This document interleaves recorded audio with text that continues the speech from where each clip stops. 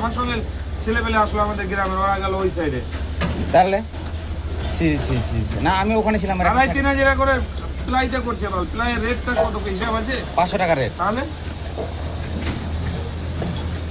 আমার সঙ্গেই আসলো, আমার মামার ছেলে হলো, ও বালুন সাইডে গেল, এরই দলুরি। তাহলে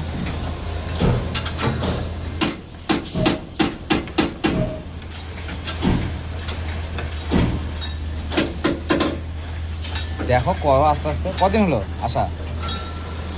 হয়নি বল বেশি, তাও 2 সপ্তাহ।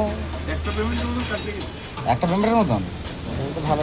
কাজটা সাথে তোমার ভালো করে বুঝতে পারবো ব্যাপারটা। আমাদের আবার হয়েছে, আমাদের 2 জন হয়েছে, একদম পার হয়ে গেছে। এই মাসে তো তুই ভালো দিচ্ছিস।